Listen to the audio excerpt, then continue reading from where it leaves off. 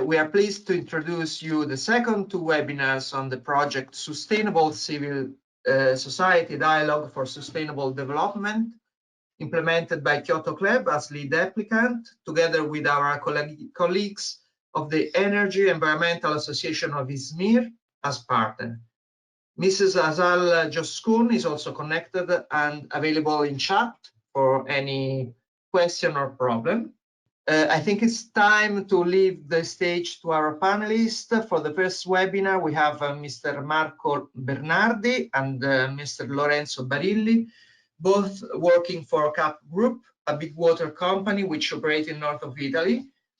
And for the second webinar, we have Mrs. Noemi De Santis and Mr. Paolo Fornari, both working for Junco company, which operate on waste management. Okay, good morning to everybody. I'm Lorenzo Barilli. I'm the head of the laboratory in quality control, drinking water quality control laboratory of CAP, Gruppo CAP. Gruppo CAP is a company, a big company, one of the bigger in Italy, involving in the integrated water cycle. Integrated water cycle, I mean supplying of drinking water, managing of sewerage system, and managing of the wastewater treatment plants. We operate in northern Italy, in Milan province. This is the area. In this map, you can see the area where we operated. We supply water to about 2.5 million inhabitants in 150 municipalities. You can see some number. We operate our piping is extension is long about 6,500 and 500 kilometers. Aqueducts and also sewerage system. We drill water from underground using about 750 wells. The only source we utilize, you use is underground water. I'm the head of the laboratory. We have a big laboratory to check, to analyze the quality of the drinking water. In this slide, you can see some number. We analyze about 25,000, more than 25,000 samples per year of drinking water, and about 5,000 samples per year of waste water. The subject of this presentation of tomorrow is the current active legislation on drinking water in the European Union. In the European Union, the drinking water is checked by the Drinking Water Directive 98/83 by European Community. It is an old directive because it is active since 1983. This directive was updated in the 2015, but only the annexes were updated.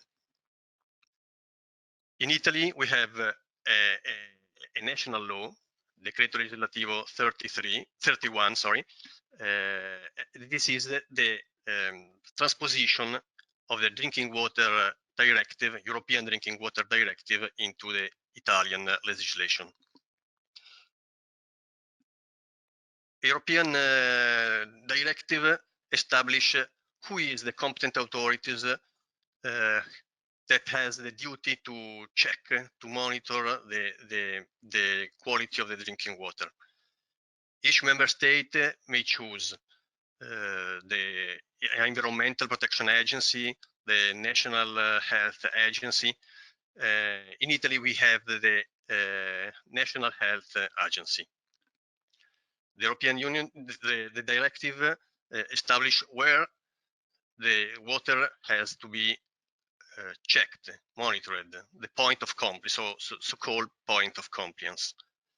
The directive establishes when monitoring the water, the frequencies of monitoring, and the directive establishes what parameters has to be analyzed and how, which analytical methods has to be used for analyze, to check the quality of the drinking water.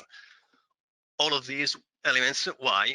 Because the human health is the principal focus of this drinking water directive.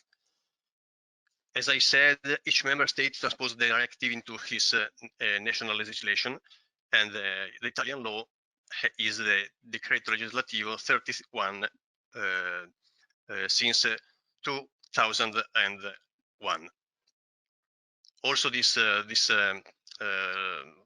law was updated after the updating of the European Union Drinking Water Directive in the 2017. The directive requires that member states monitor, regularly test a list of parameters. They are microbiological parameters, especially Escherichia coli and Enterococci. They are two microbiological parameters present in the sewerage system, and we have to prevent the contamination, the cross-contamination between sewerage system and drinking water, obviously. The drinking water established to check 26 chemical parameters, such as metals, as arsenic, nickel, lead, as chlorinated solvents, as 3-halomethanes, and pesticides. And these parameters are set because of their impact on human health. Therefore, exceedances of the values set for them require that member states take immediately remedial action. And then the legislation asks to check for 20 other parameters. They are parameters that not pose a direct threat to human health. For example, they are iron. Iron is not poisoning, but it gives color to the water, such as chloride, sodium. They have an indirect relevance for water quality, but they don't pose a direct threat to human health. All these parameters are generally based on guidelines for drinking water published by the World Health Organization. Studies of the World Health Organization hypothesize that a man drink 2 liters of water per day per 70 years of his life, and at this concentration there are no evidence of improving of some disease. In the next slides, I show you the microbiological parameters established by the European community. As I said, Escherichia coli and Enterococci are the 2 microbiological parameters to check. They have to be 0. We have, because the water can be said drinking, there it has not to be any microbiological parameters in it. This is an example of the other parameters. In our area, we have some problem about nitrate. Nitrate in the area of Milan are close to the limit of concentration. In our area, the problem, the nitrate problem is not an agricultural problem, not due to breeding, but is due to loss in the sewerage system. in our area, we have other problems about the main problem in our area. The main pollutants in our area are the trihalomethanes. We have a large contamination of trihalomethanes in the area around Milano. These limits I show in these slides are the European one. For trihalomethanes, we have a limit of 100 micrograms per liters. In Italy legislation, we have established a more stringent limit. The limit in Italy for trihalomethanes is only 30 micrograms per liter instead of 100 as in the European, just because we have a large contamination due to these micropollutants. In this table, we can see indicator parameters. These are parameters that has no direct threat to human health. As I said before, they are, for example, iron, manganese, sulfate.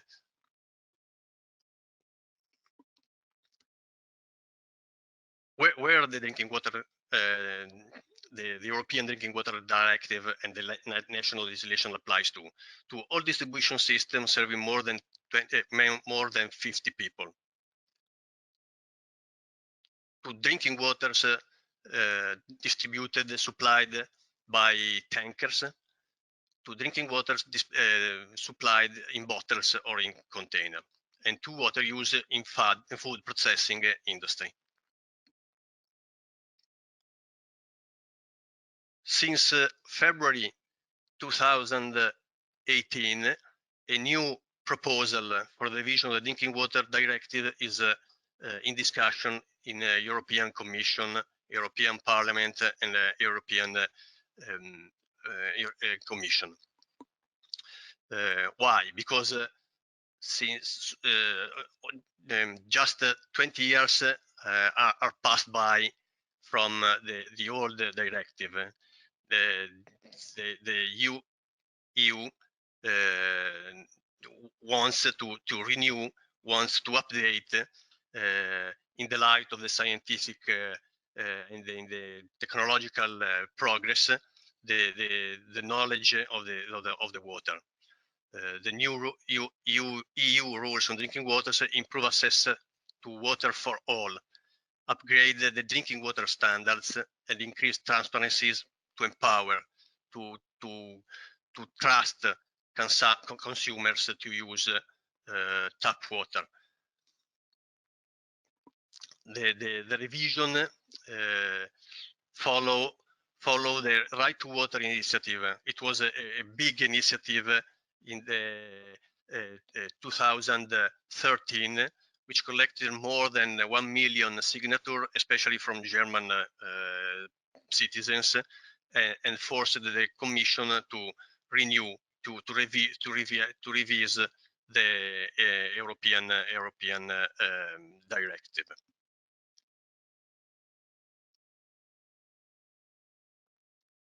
The main elements of the revision: updating the existing safety standard.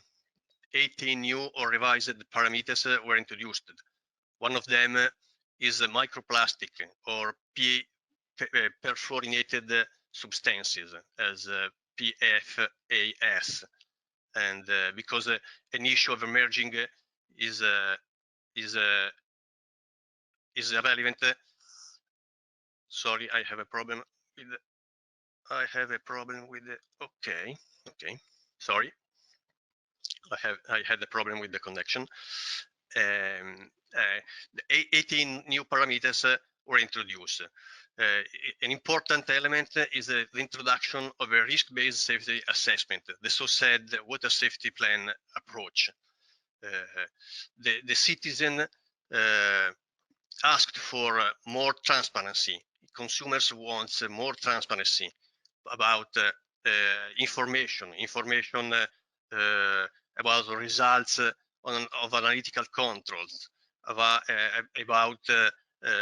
how to reduce water consumption, about the performance of the water system in terms of efficiency, leakage rates, energy consumption per cubic meter. Another important element is to harmonize standards for products in contact with drinking water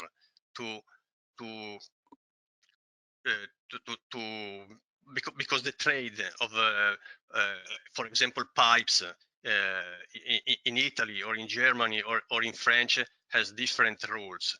So one of the elements is to harmonize the standards for products in contact with the drinking water.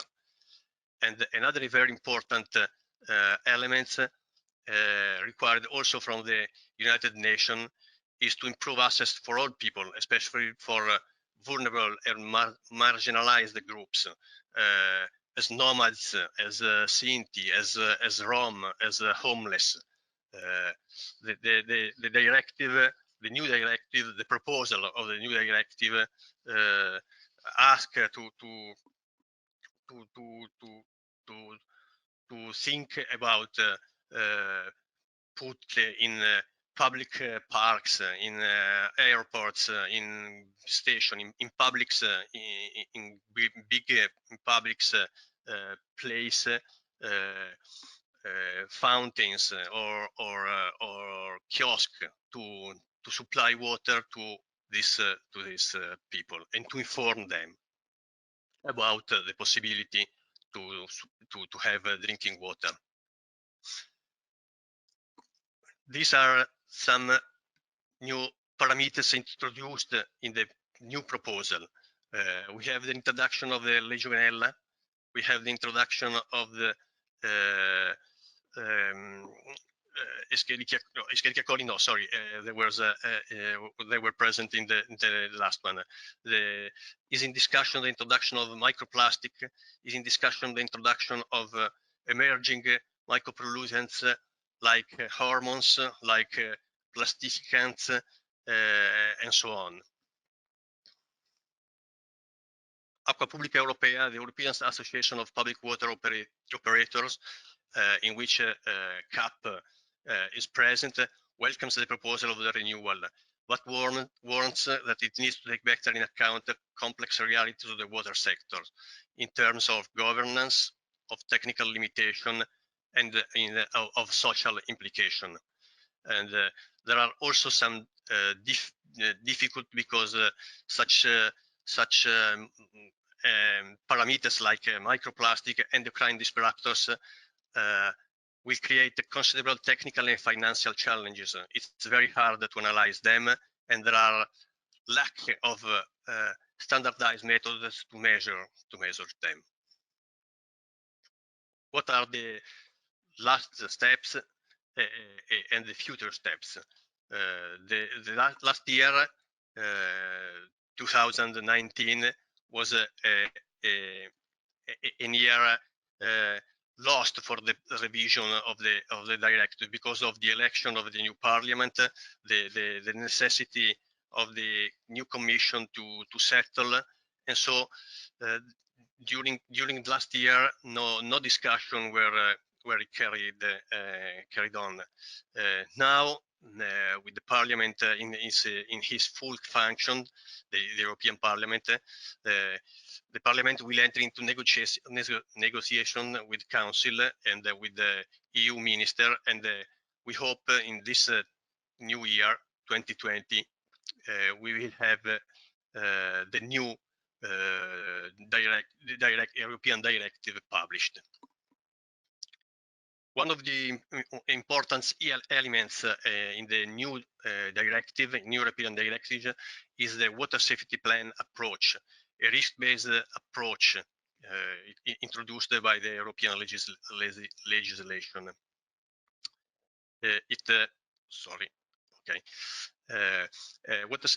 Gruppo CAP was the first in Italy to introduce the water safety plan approach in December of 2016, and the Italian National Health Agency recommended the application of the risk matrix elaborated in Gruppo CAP in the model to propose to the other water supply system. how does it work, water safety plan in Gruppo CAP? We have periodically meetings, working tables involving all the stakeholders.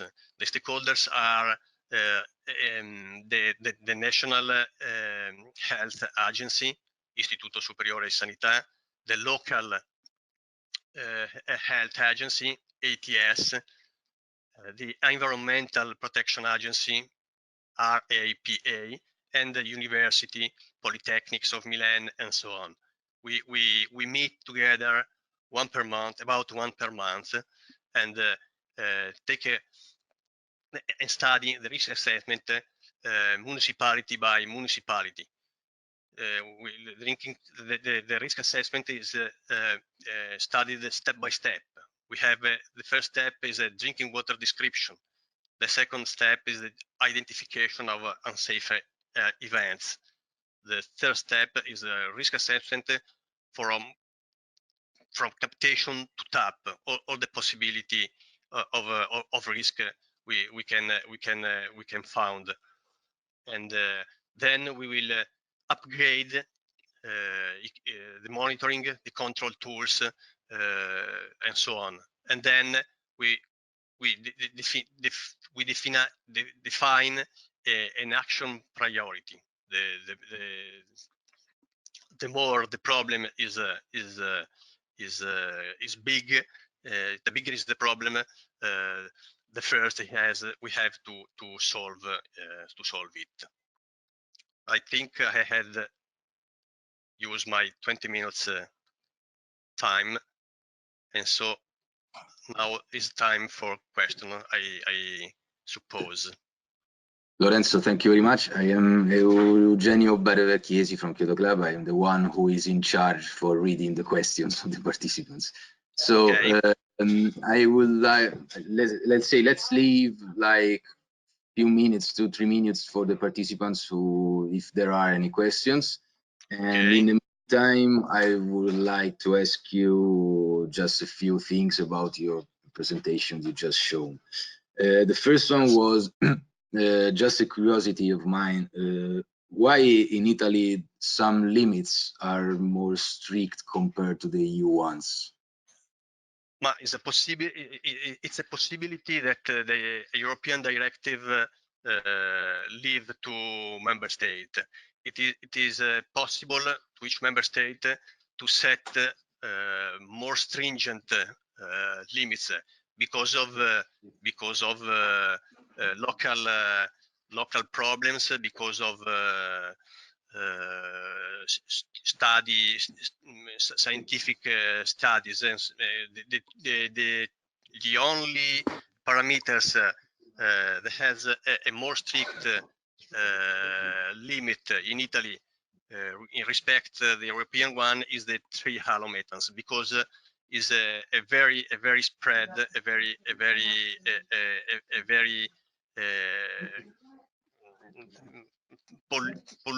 pollution very present in our area. So Italy choose to set a more stringent limit to protect human health.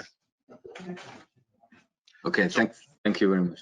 The other one was about, of course, is about the microplastics that you mentioned before. Yes.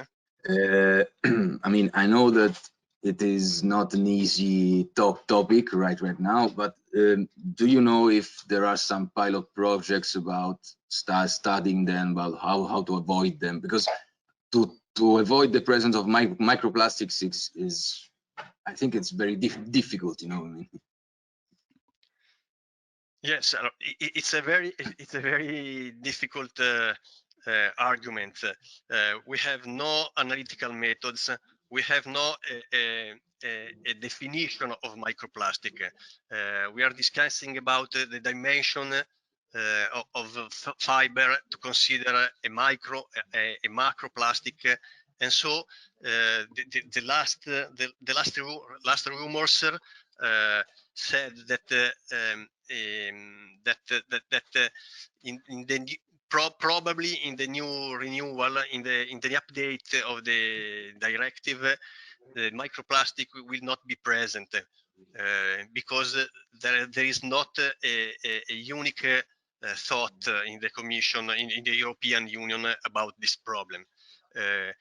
In Milan, we are lucky because we use only underground waters to supply in aqueducts. So in our area, the problem is not so present because fortunately at 100 meters underground, the plastic till now is not gone. But the problem is much more present if a company supply water from lakes, from rivers, from superficial waters, surely. But the last rumors I know is that in the new in the new directive, microplastic will not be present because there is no a unique thought about definition and about how to treat them. Okay, thank you very much. I think we can go on with Paolo right now. I will with Marco. Sorry. Okay. I will give him the webcam again because I switched it off before, so he has now it again. Here I am. Of the one of Lorenzo. Thank you very much again. Lorenzo, was very interesting presentation. I would like to ask you just one last thing. If you could send us something about this, the water safety plan that you mentioned in your PPT. Sorry, I cannot listen what you said. I just said if you could send us some documents, some more material about the water safety plan you mentioned, because it's very interesting for us. Surely. Thank you very much. Okay, hello everyone. My name is Marco Bernardi and I am R&D manager of Gruppo CAP. My presentation will directly take the baton from what Lorenzo said, and let me also say why it's now from, let's say, quality to R&D to discuss about this new topic, because while Lorenzo spoke about something that is already regulated by European and national laws, my topic is still something in development. And specifically, I will discuss about the development of a risk management plan for water reuse in agriculture. Exactly what I was saying. So from the water safety plan, which CAP started working on in late 2015 and implemented in these years, now we are passing to what we call a sanitation safety plan. A sanitation safety plan is indeed the same concept, but referred to the management of sanitation systems, so of wastewater, in particular treated wastewater. The concept of the sanitation safety planning is obviously to identify and manage the health risk related all along the sanitation chain, possibly presented by the water, to guide the investment to work on this risk, possibly mitigate as much as possible, and very importantly, since this is a obviously delicate topic, to provide assurance both to the public authorities, so to policymakers, but also to the public, so to the people, that what comes out of a sanitation safety plan is completely safe and risk-free. Sanitation safety planning gives a structure that, let's say, a framework in which the different actors are working to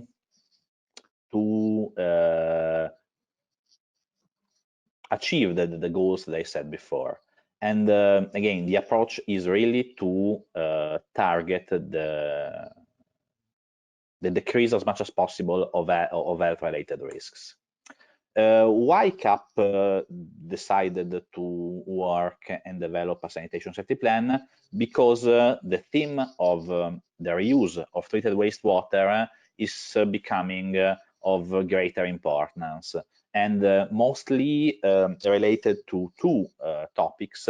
So the United Nations Sustainable Development Agenda, in particular related to the Sustainable Development Goal 6, and also to all the efforts that the European Commission is putting on the topic of the circular economy. From a certain perspective, the reuse of treated wastewater, in the sense that the nutrients, nitrogen and phosphorus as main ones, will be recycled from a waste into a new fertilizing agent, because the reuse of wastewater for irrigation is not only the topic of water, but what it is inside the water as nutrient. But this is perfectly fitting with the concept of circular economy. So, as I said, water reuse is an effective way both to solve the issue of water scarcity, because we see that droughts are increasing in Europe, in the European Union, have been increasing in the last few years, but also to manage everything that comes, the turning inside the concept of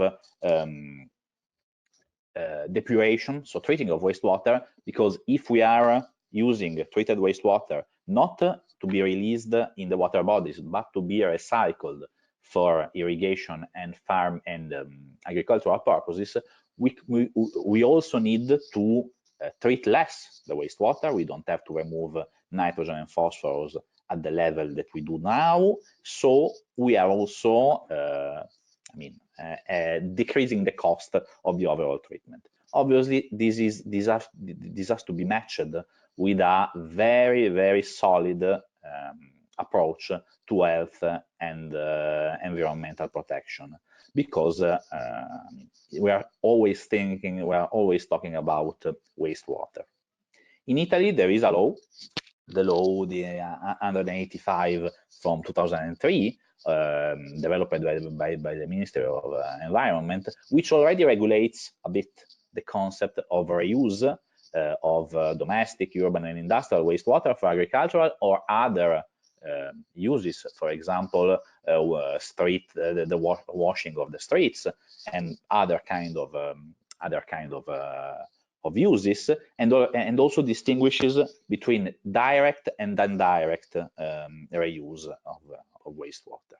The standard is very strict about the quality of this water, and it regulates very clearly about the concentration of different chemicals and microbiological parameters. In parallel, also Europe is moving.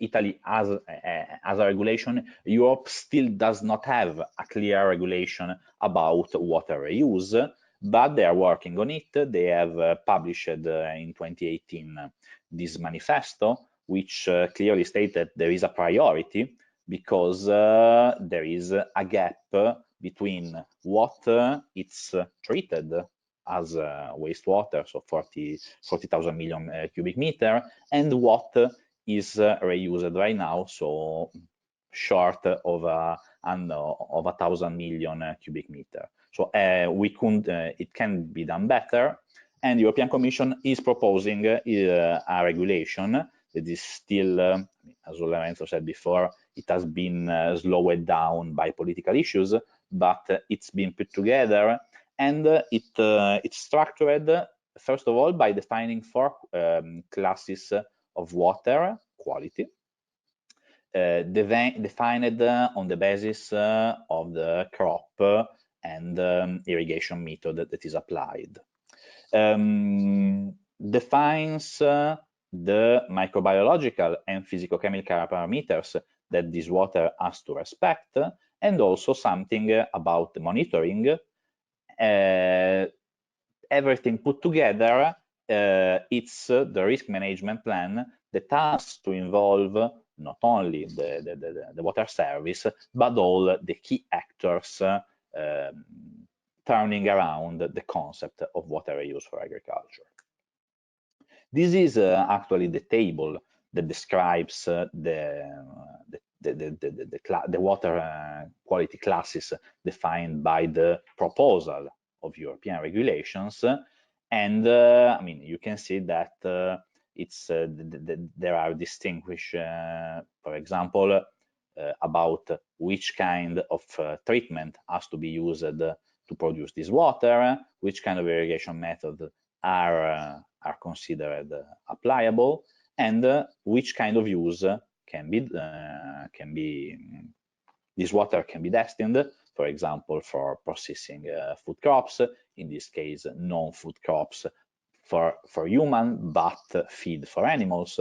So it's still a bit behind as a clear structure, but the picture will be this one. Very importantly, the annex of this proposal also details how the risk assessment document should be structured. And this is very important, I think, the first point, and we will see it later on. Everything should start from describing how the water use system is considered, is thinked, because there can be different factors. A direct pipe from a wastewater treatment plant to a farmer, a pipe that goes to a irrigation consortium, and then the irrigation consortium distributes it to farmers. So there is no clear picture, and the document starts from that. From that also it considers everything that turns around the definition of the risk and how the preventive measures should be defined. For CAP, the objective is in the same concept that was for water safety plan, to be a pilot of this new concept. So CAP is, because we are working on it, the first Italian water service company developing its own sanitation safety plan. And obviously the objective is to build a meaningful and very solid risk assessment document, which is let's say focusing on two parts. First, the definition of the quality of the water, and secondarily, the relation between the quality of the water and the crop, meaning that, for example, in a certain kind of field with a certain kind of crop, the limits for the water quality could be different from another geographical situation or another kind of crop, and this will be verified, I will describe it later on, by testing how the different crops are, for example, absorbing and developing different kinds of contaminants. Very important is the dissemination. Dissemination, again, to different kind of stakeholders, given that this is for sure a very delicate topic. The project that CAP developed will put a great effort on assuring to all stakeholders, mostly on the public, that the procedures and all the structure is solid and reliable. But how a sanitation safety plan is built? First of all,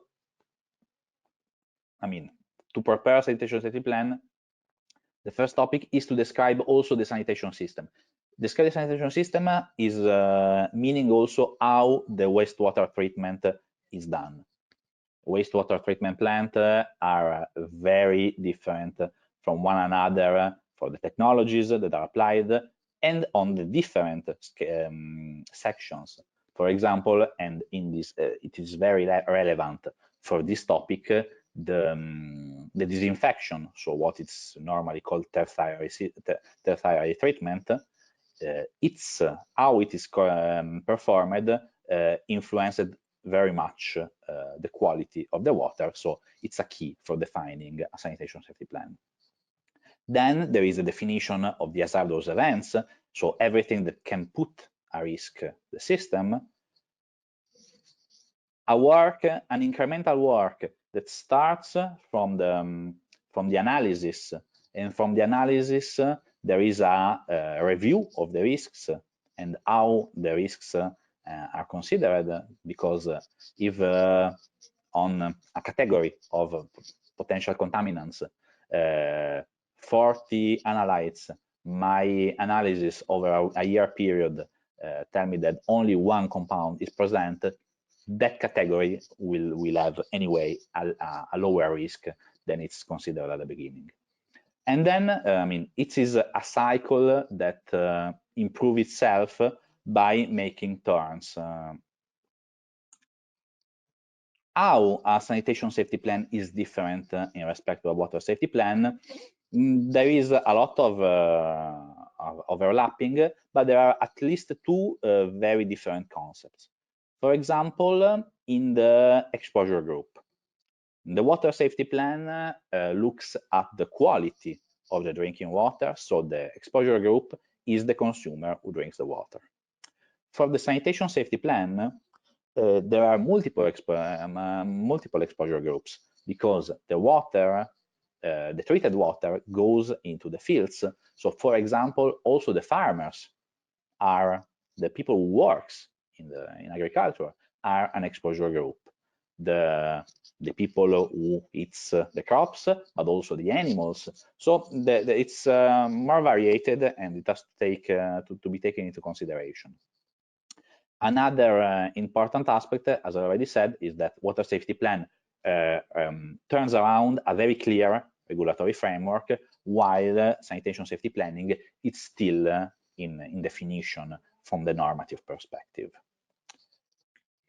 Group CAP has put together a group of different technical stakeholders to help in this new project. For example, we have considered the two main are the University of North Carolina, specifically the Water Institute of the University of North Carolina, because they are bringing experience from the United States, where these kind of approaches are already diffused, and the Italian Health Institute, which is the regulatory institute for this kind of topics. So it is important that they are inside to give guidance and also give assurance of the quality of the work. And then we have different research institutions that are carrying out the more technical aspects related, for example, to the analysis of the water and the contaminants. It is a pilot project, so we have defined a playground, and the playground is one of CAP wastewater treatment plants, specifically the one located in the municipality of Peschiera Borromeo, which is in the south of Milan, and it is a very nice choice from that point of view, because it is located inside an agricultural park, which is the one in the southern of Milan. So if you see the picture, the wastewater treatment plant is completely surrounded by fields. So it's a nice match to study about the reuse of wastewater, of treated wastewater for agricultural purposes. Some data about Peschiera Borromeo wastewater treatment plant. It's quite a big plant. It's about 600,000 people equivalent. It has two different line of treatment. The one which is the oldest and the biggest one, which takes water from different local municipalities, and the newest one, which takes actually water also from the municipality of Milan, the eastern area. It's a smaller one. The big difference is that line one has a disinfection treatment. made of peracetic acid, using peracetic acid, while line 2 has a disinfection treatment using ultraviolet lamps. This is very different, and line 2 with the UV lamps is already conceived for the to potentially produce reused water of the good quality to go into agriculture. It's also important to say that it is municipal wastewater, but the plant receives almost 1/4 of its load from industrial activities. How the sanitation safety planning will be implemented, is being implemented.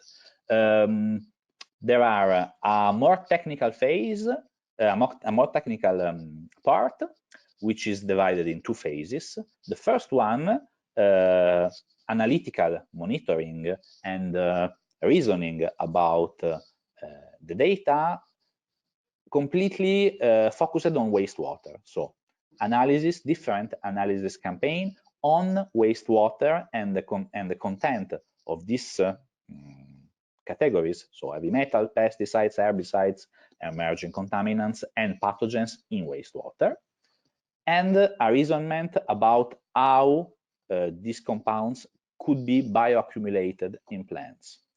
In phase 2, we are working on plants, so we will characterize on experimental fields irrigated with this water if these compounds are absorbed by the plants and in which kind of mechanisms. And also we will start focusing on the soil. Because we want to be sure, for example, by looking at transport models in aquifers, that the contaminants that are not transferred to plants are not endangering the water source, so that they are not going to pollute our water source. In parallel, we will have the risk assessment running, but again, as I've said, the dissemination. How we have been working on the technical part up to now, we have been stressing a lot how to define the 2 risk matrices that I will show you later on, qualitative and quantitative, by working with the University of North Carolina. We have selected which could be the target compounds. As I said, there is no European regulations, there is something that is coming. There is an Italian regulation. We have put together this data and we have selected target compounds.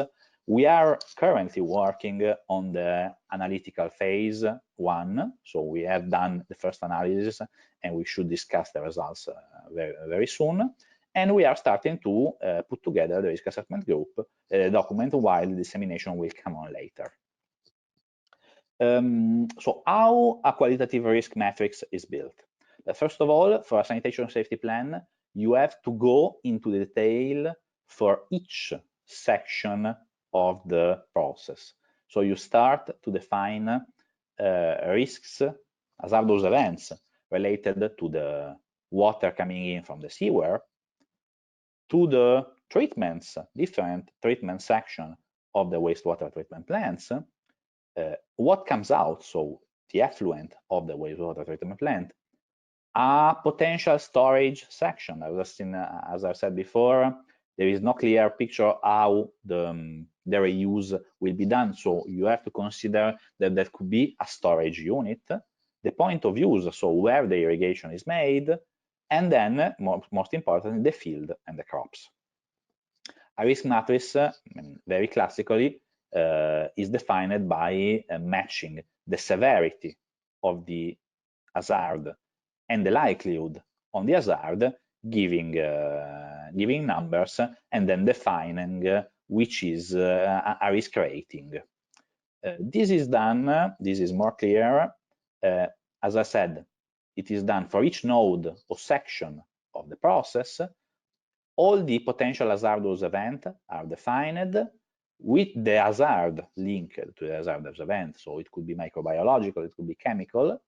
The exposure routes and exposure groups, as I said before, sanitation safety planning could have different kind of exposure groups, and then very importantly to put together which are the current existing control measures to verify that these hazardous events are not happening, and which could be considering the risk.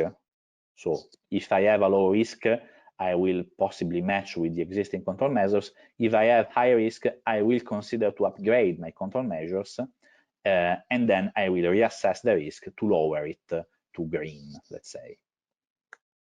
In parallel, we are running a quantitative risk assessment matrix.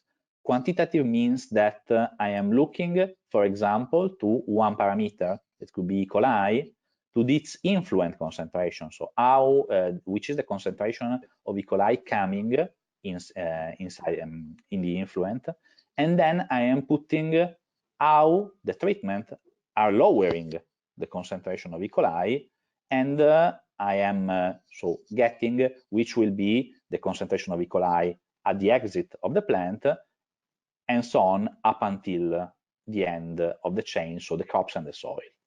And then I will, let's say, consider failures, possible failures of the different section of the treatments, and by putting how much the failure will impact the missing treatment, I will have an idea on, for example, if I have a failure on the secondary sedimentation, how much this will impact the concentration of E. coli at the exit.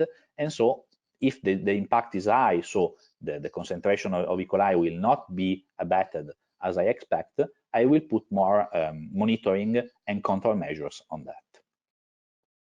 The first phase of analysis, as I said before, will be dedicated to wastewater. So to measure the concentration in different campaigns, different seasons also, of categories of waste of contaminants like heavy metals, like persistent molecules like PCBs, PBDs, pesticides and herbicides, emerging contaminants, very importantly, and again, to try, starting from literature data and from some small work done in the lab, to understand how all these molecules are bioaccumulated in plants. For some compounds, there is already knowledge, for example, for the heavy metals. Emerging contaminants are more complicated, so it needs still study.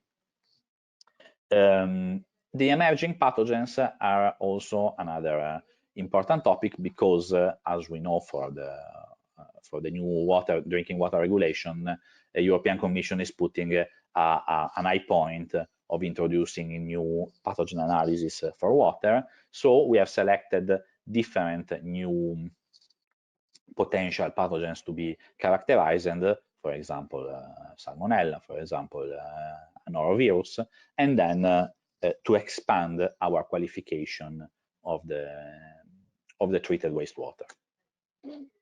Phase 2, as I've said, so everything that has been done before, it's passing to plants. So after I've defined how there could be a bioaccumulation, we will verify it by analyzing the plants to find the possible concentration of these compounds, but also to define the antibiotic resistances. So even if we have to, by having pathogens, it is important to see that we are not building antibiotic resistance with these pathogens. And again, for us, very important, because we are water service, to be sure that these contaminants are not transported from the soil into the aquifers, so they are not polluting our water source. So this is more or less everything from me. Thank you for your attention. Very much, Marco. I was very interesting presentation. I will give again like 1 or 2 minutes. If anybody wants to write any questions, there is the question window down right, so you can write it there. And in the meantime, I just remember to our participants that the recorded videos of the webinars and the presentations shown by the panelists will be available for free on our website, so you can download them from there.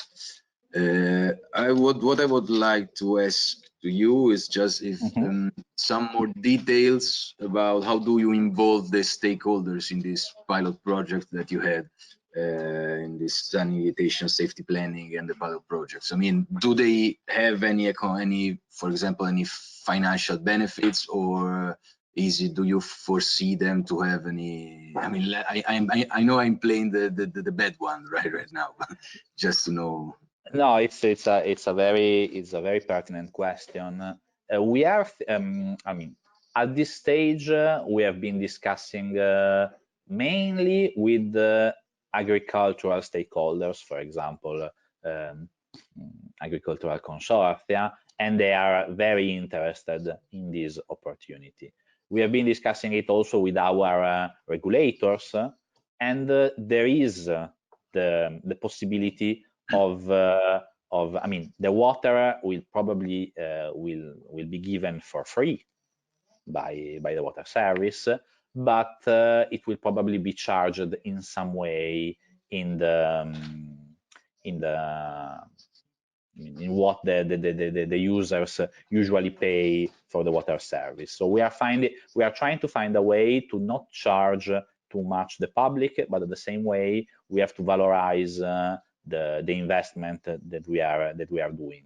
But very probably it will be something spread on the overall water service cost, so it will be some cents for the end user, and it will be a very high value for the farmers. Thank you very much. I don't see any questions, so I think we can have. I thank again to Marco Bernardi and to Lorenzo Barilli for their presentations. Now I think we can have 5-10 minutes break. I see that the other panelists for the waste management webinars who will follow straight away. Noemi De Santis and Paolo Fornari already joined in. So we can have 5-10 minutes break. Thank you again, Marco, and see you again for the other webinar for the next one. Thank you very much. Thank you. See you. Okay, good morning once again to everybody. I see Noemi De Santis and Paolo Fornari who are joined in. So Noemi and Paolo, are you there? Yeah, yes. Okay, so good morning, everyone. My name is Paolo. I work for Junco as a Communication and External Relations Officer. This morning with me, we have also Noemi De Santis, our Head of Communication. We will introduce you our project, Junker, an app for waste sorting and circular economy.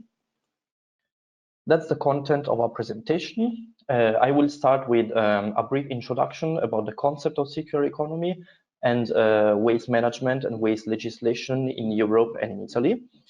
And after that, I will hand over to my colleague Noemi for the part about Junker. So the functions of the app, the relation between Junker and its users, some numbers, and some innovation coming up in the next weeks. But let's start first with a brief video about the circular economy. Realized by the European Parliament, because this concept is at the focus of our activity as a Junker app. European citizen consumes, on average, 14 tons of raw materials per year and produces every year 5 tons of waste. And yet this waste, these products and these materials could be reused, repaired or recycled. This is the principle of the circular economy, a concept promoted by the European Parliament.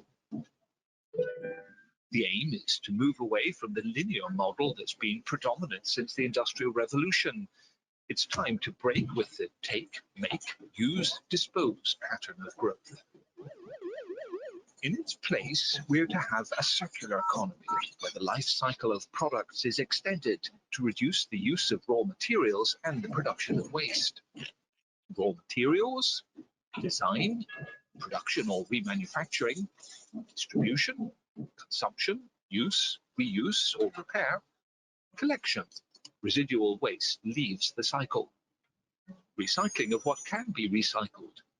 In order to reinsert these raw materials at the beginning of this new endless cycle. Okay. European. So within a society that is affected by various problems like pollution, lack of resources, overproduction of waste, there is an urgent need to shift from a linear economy, which is produce, consume, and dispose, to a circular economy, in which the products, after being consumed, are put back into the circle in order to get back as many resources as possible to be recycled, reused, repaired, and so on. And that's why the European Commission in 2015 decided to revise a lot of directives about waste, packaging, landfill, batteries, and proposed a package, the circular economy package, with a lot of amendments to the old directives. The package was then approved after some amendments and proposals by the European Parliament and the Council in 2018, and now the EU member states have to translate the European legislation into the national ones within 2 years, which means by this summer, by summer 2020. For waste management, the main directive is the Waste Framework Directive, which sets the basic concepts and definitions related to waste management, explains when waste ceases to be waste and becomes a secondary raw material, and explains how to distinguish between waste and byproduct, which are products, secondary products, deriving from the production process. The new directive launched by the European Commission sets first some targets. I don't know if you can see them. Yeah. So the targets for recycling of municipal waste and packaging waste. The targets for recycling of municipal waste are 55% by 2025 and 65% by 2035, while for recycling of packaging waste, we have a target of 65% by 2025 and 70% by 2030. These are ambitious targets, but some of our member states have already reached the targets. For example, Germany, Austria, Slovenia, while other member states are still very far from reaching the target. For example, Malta or Cyprus. For those states who are not on track to meet the targets, the European Commission has decided to postpone, let's say, the targets and give them some years more to reach them. So then, apart from the targets, the new legislation sets general requirements for EPR schemes. EPR stands for Extended Producer Responsibility, which means that the producer is responsible for the product not only during the production process, but during its entire life cycle, which means also in the post-production phase when the product needs to be disposed or recycled. That's why producers are now asked to better design product in order to make them more sustainable. And for that, they can also get incentives to improve the design of the products. Then the directive describes economic tools to implement waste hierarchy, take measures to prevent waste generation, and ensure the separate collection of bio-waste when possible. By waste hierarchy, I mean establishing priorities to treat waste. So at the top of the hierarchy, we have, of course, waste prevention. Then we have reuse, repair, recycle, and finally, energy recovery, so waste burned to produce energy, and disposal. EU member states should try to stick to the top of the hierarchy, so repair, reuse, and recycle. Finally, the directive introduces an early warning system for monitoring the progress towards targets and clarifies the methods used to calculate this progress. So the European Commission can intervene if it notices that some member states are not on track to meet the targets, and can warn them to give some inputs to make them notice that they are not meeting the targets. According to the Commission, the full package would create over 170,000 jobs, new jobs by 2035, avoid over 600 million tons of CO2 by 2035, and increase the competitiveness of the EU waste management and recycling sector. What about Italy? In Italy, we are still working on translating the new legislation into our national one.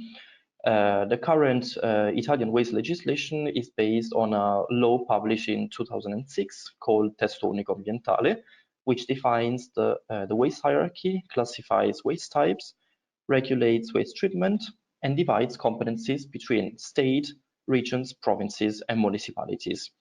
In Italy, we are quite good at recycling packaging. Our recycling rate for packaging waste is 67%. We are the third country in Europe after Germany and Spain for that. And we have very good percentages for materials like paper and aluminum, over 80%, and glass, over 70%, while we can still do better for materials like plastic and wood, for which the percentages are still under 50%. It's very important to notice that in Italy, for plastic and glass, you can only recycle packaging waste, which means that objects made of plastic and glass cannot be recycled, but they need to be disposed, while packaging can be recycled. In Italy, the municipalities are in charge for waste treatment, so they can collect waste themselves, or they can give the task to private waste disposal companies. Once the waste fractions are collected, they can be sold to the consortium, which are union groups for different materials. So there is a consortium for paper, a consortium for plastic, and so on. It is very important that waste is sorted well, because if the fractions are clean without impurities, the economic return from this selling will be higher. While when the fractions are, let's say, dirty, so the impurities go over 20% of the entire quantity, these fractions cannot be sent to recycle. That's why it's very important for the municipalities that citizens sort waste correctly. And since the citizens are the ones who are making the effort to sort waste correctly and make actions for this shift to the circular economy, they must be guided and supported in sorting waste. A brief view also on the waste management situation in Turkey. According to some data from 2016, the recycling rate is still low, under 10%. The responsibility for waste collection, as in Italy, lies with municipalities, and the main collection systems are campsite collections in large cities, which means waste containers on the streets, or collection bin system, a sort of door-to-door collection, but just in smaller settlements. So this was a brief introduction about the legislative framework, but how can we apply it in a more concrete way within our society? That's why we decided to launch Junker, a virtual assistant for waste sorting and a powerful tool to foster circular economy that can help the citizens to become the real protagonists of the circular economy. At this point, I will hand over to my colleague, Noemi. Thank you.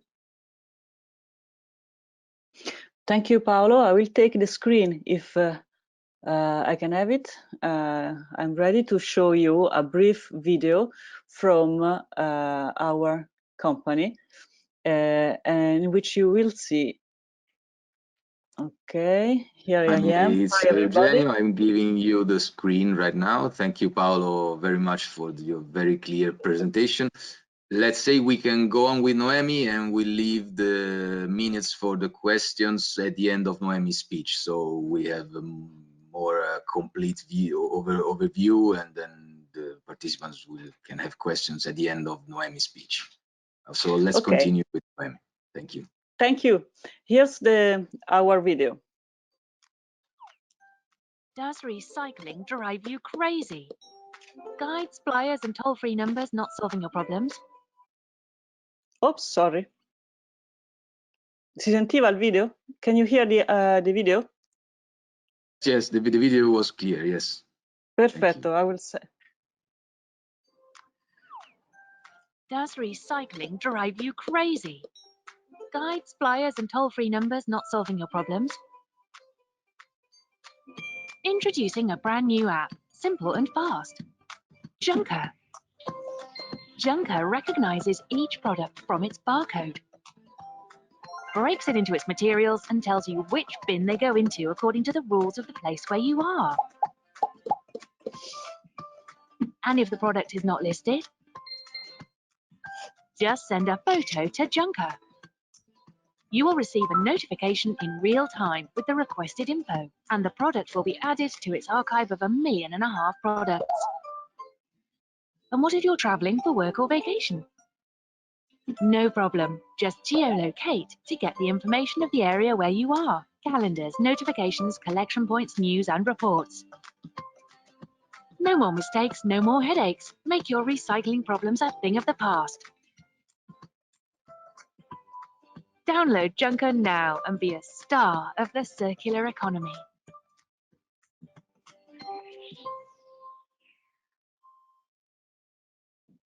Here we are. I will present you in detail the main features of Junker. We call it a fostering tool for circular economy, because Junker recognizes more than 1.5 million products, which is a huge quantity, shows calendars for door-to-door collection if needed. It has maps for point of interest, sharing, exchanging, repair, geolocalize users, as you saw in the video, so you can have the information of your town or the town you are staying, not every information available, which may be confusing or different. And also Junker spreads best practice and circular economy initiatives, which is very important, so people can adopt them, change behavior, and share with other people. So there's nothing like Junker, and we fondly encourage you to test it out. We say that Junker is unique in Europe because there are no real competitors as far as today, because Junker is interactive. Many tools are available for waste sorting, but not everyone is interactive. No one is interactive like Junker. With Junker, if you send a photo of a product which is missing, you receive the information required in a few hours maximum top. Junker is fast, is easy, is always with you, and is complete. When you scan a product barcode, Junker shows you an identikit of the product with each component, the material of the component, and the bin of destination, which is very helpful, because in many cities there are different rules. So people changing cities, as you saw in the video, have to restart the learning process. Not with Junker. If a product is missing from our database, user can send a photo, the photo is geolocalized, and we receive it and answer, and then we put the product in the database. That's why junker is so widespread in Italy, because it answers to everyone. But not every product has got a barcode. So how do you do when you do not have a barcode to scan? You just write the name. We have a text search, or you look for the symbol which is on the packaging. You choose the shape of the symbol, and then you recognize it in the list, and you can have the information on the materials, and also, of course, the information of disposal. Not only waste, junker is also has maps. There are Google Maps we are using, and on these maps we put point of interest. Point of interest means point of disposal, but also of reuse, repair, exchange, and we also map circular economy initiative in your town, best practices, and sustainable companies you can choose to buy your product. So, as you can understand, citizens are the real engine and protagonists of junker. They help us build a database. I think the last time I looked for, I saw that people sent us in 4 years more than 200,000 products to add to our database, which is a huge help. So their database is not only of junker, but of many people. And they interact on our social media, because junker has a very lively community, and we exchange every day stories, best practices, articles, and posts, and so on. But our success wouldn't be the same without municipalities who adopt, associate to junker, enter in our network. And why do they enter? Because they have advantages. The advantages is that a direct tool to communicate with citizens and spread rules and information easier and faster, and they gain in exchange higher consensus. We better the relationship between administration and citizens on circular economy. They get compliance, they get also an economic return, which is higher quality and quantity of waste fraction to resell on the market. And so let's say that the higher economic return, it's the bottom line, it's the reason of our success. Of course, we strive also for sustainable tourism, because Italy is mainly a touristic destination. So we fully translated junker in 10 languages for tourists, but also for foreign communities living and working in Italy. So you will find from English, French, German, and Spanish to Chinese, Russian, Ukrainian, Romanian inside junker. No one gets without information. We try to make it easy to use and quick for really everybody, which means also blind and visual impaired people.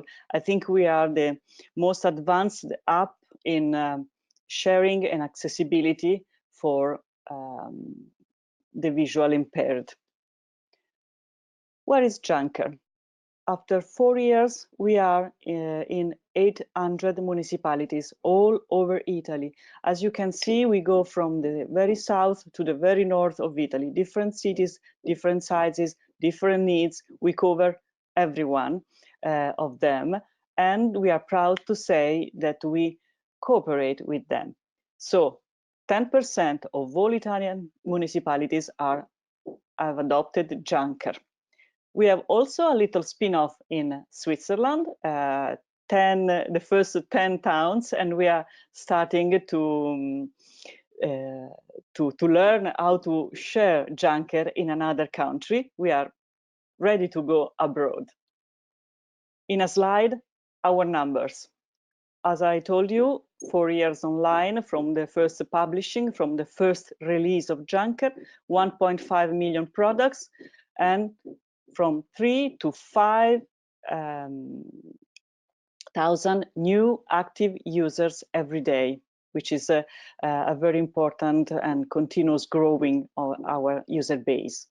We reached more than 30 million app searches from our users all over Italy.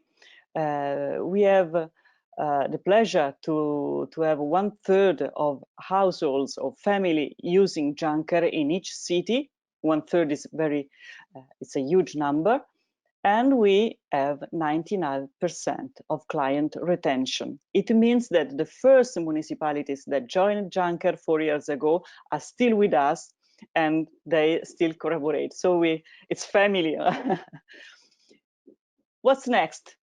This year, we will launch a new feature we are very proud of, which is a new way to search for information in Junker.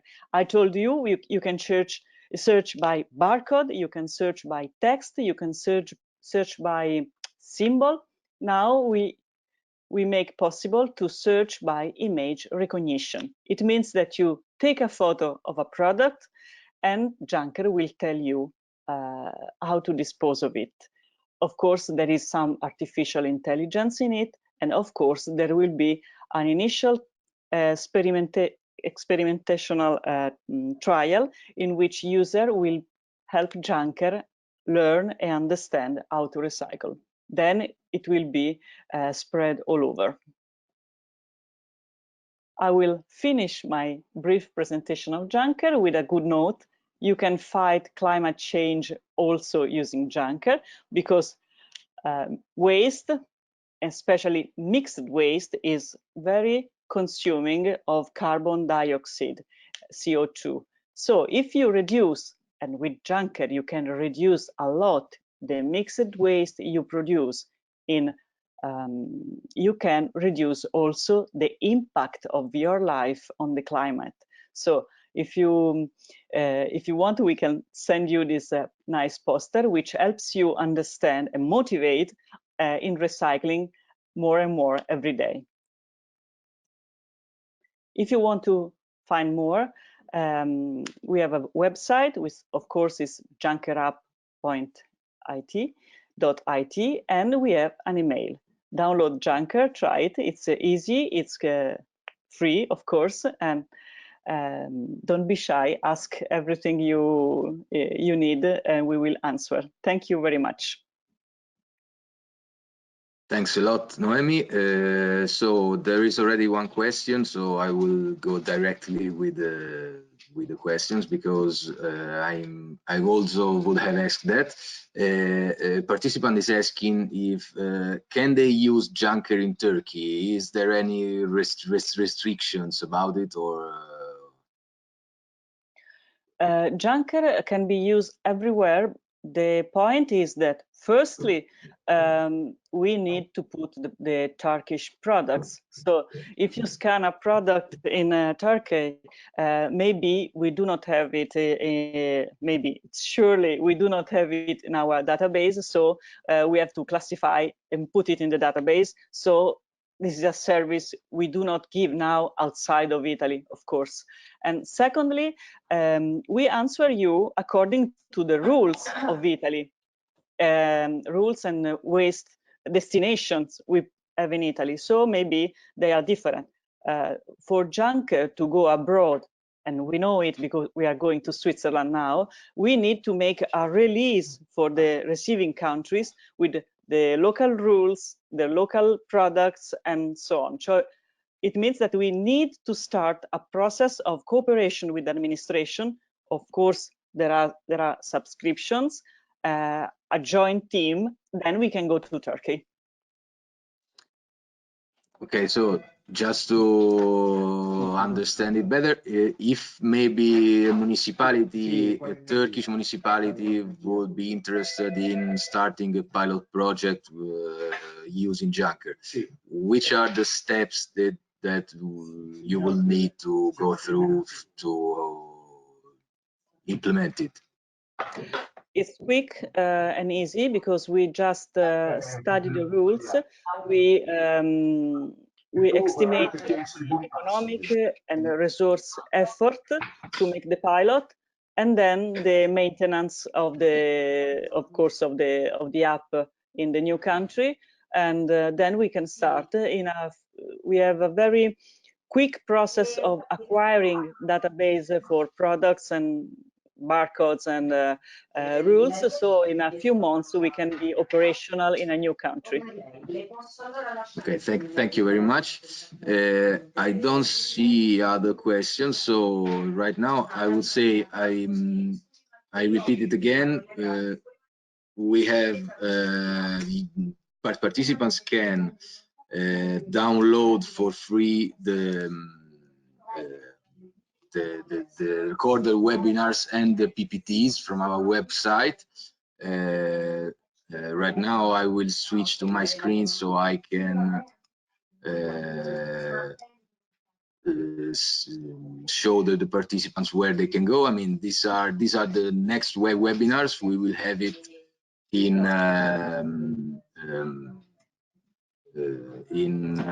we will have it on next Thursday, 30th of January, and to download the previous webinars, you just go to our website, kyotoclub.org, and you follow the EU and Turkish flags. You find it here, and you can find all the materials and the recorded videos.